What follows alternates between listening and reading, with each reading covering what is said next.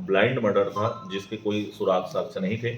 Utai police की team वरिष्ठ अधिकारियों के मार्गदर्शन में एक अच्छा कार्य करके दुर्ग जिले के उतई थाना क्षेत्र अंतर्गत 12 अगस्त को मोहन साहू नाम का युवक का हत्या कर दिया गया था, जिसके बाद उतई पुलिस इस मामले का जांच किया और आरोपी को गिरफ्तार कर लिया, जिसके बाद आज दुर्ग पुलिस ने इस पूरे मामले का खुलासा किया है। दरअसल पूरा मामला यह है कि मोहन साहू ग्राम चुनकट्टा के चौहान बड़ी में चौकीदार का काम करता था और 12 अगस्त को बाड़ी के मालिक हितेंद्र सिन्हा वहां पहुंचते हैं। तब वो देखते हैं कि मोहन साहू वहां गंभीर रूप से घायल पड़ा हुआ होता है, जिसके बाद हितेंद्र सिन्हा डायल 112 को कॉल करके इसकी सूचना देते हैं। फिर जिसके बाद तत्काल मौके पर डायल 112 वह एम्बुलेंस 108 पहुंचती है और मोहन साहू को तत्काल शासकीय अस्पताल उतई ले जाती है, जहां मोहन साहू को मृत घोषित कर दिया जाता है। जिसके बाद उतई थाना में मार्ग कायम कर जांच पड़ताल किया जाता है। मृतक मोहन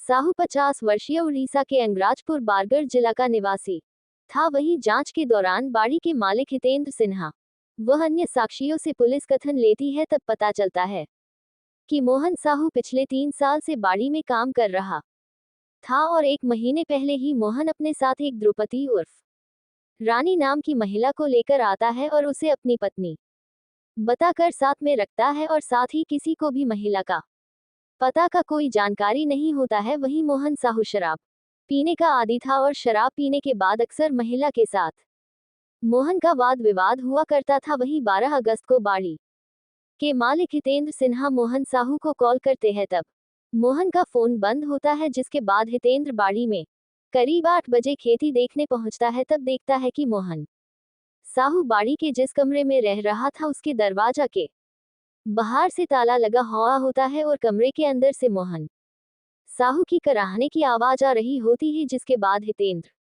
सिन्हा कमरे का ताला तोड़कर अंदर जाते हैं और देखते हैं कि मोहन गंभीर रूप से घायल पड़ा हुआ होता है और साथ ही उसके साथ रहने वाली महिला द्रौपदी उर्फ रानी भी वहां से गायब रहती है और साथ ही मोहन का मोबाइल भी कमरे में नहीं रहता है। जिसकी बाद दुर्ग पुलिस घटना को गंभीरता से लेती है और एक टीम का गठन करती है। जिसके बाद टीम संदेही महिला की पता तलाश में लग जाती है। उसी दौरान पुलिस टीम को टेक्निकल इनपुट के आधार पर सूचना मिलती है कि महिला द्रौपदी तिल्दा जिला थाना लवन बलुदा बाजार की रहने वाली है। जिसकी बाद उतई पुलिस लवन थाना को तलब करती है कि द्रौपदी डहरिया का पता कर पूछताछ करे। जिसके बाद लवन थाना में द्रौपदी डहरिया से पूछताछ करती है। तब वह इस हत्या को अंजाम देना स्वीकार करती है और आगे पूछताछ में बताती है कि 14 अगस्त को अपने पति केशर डहरिया को मां बाप के पास जाना बताकर बस बैठकर रायपुर आए। रेलवे स्टेशन रायपुर आकर अकेली बैठी थी। तभी एक आदमी जिसने अपना नाम मोहन साहू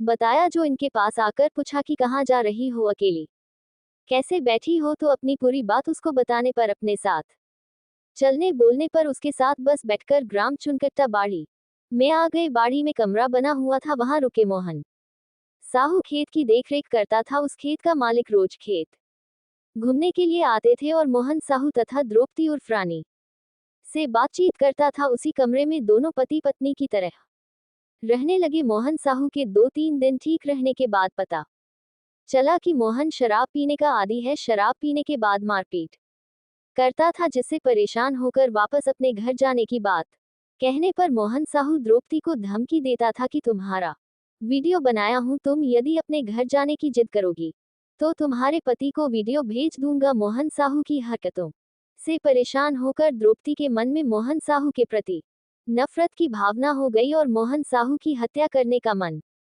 बना चुकी थी। जिसके बाद 11 अगस्त को रात्रि में शराब पीने से मोहन साहू को नशा हो जाता है। फिर द्रौपदी उर्फ रानी के साथ गाली गलौज कर मारपीट करने लगा, जिसे आरोपी द्रौपदी किसी तरह उससे बचती है। जिसके बाद मोहन साहू नशा होने से रात में सो गया। फिर 12 अगस्त को सुबह करीब 4 बजे द्रौपदी उठकर बगल के कमरे में रखे लोहे के सब्बल को लाकर मोहन साहू की हत्या करने की नियत से जो बायां करवट लेकर सोया था, उसके दाहिने कान में सब्बल से भरपूर हमला की उसके बाद दाहिने गला में 3 बार मारी। मोहन साहू के बेहोश होने से उसके मोबाइल और अपने बैग को लेकर कमरे के दरवाजे में ताला लगाकर वहां से भागकर अपने ससुराल चली गई आरोपी द्रौपदी उर्फ रानी को पेश करने पर घटना में प्रयुक्त लोहे के सब्बल एवं मृतक मोहन साहू के मोबाइल को जब्त कर कब्जा में पुलिस ने लिया। आरोपी द्वारा हत्या करना स्वीकार करने पर 18 अगस्त 2024 को विधिवत गिरफ्तार कर गिरफ्तारी की सूचना परिजन को दी गई। प्रकरण अजमानतीय जुर्म का होने से जुडिशियल रिमांड पर जेल भेजा गया।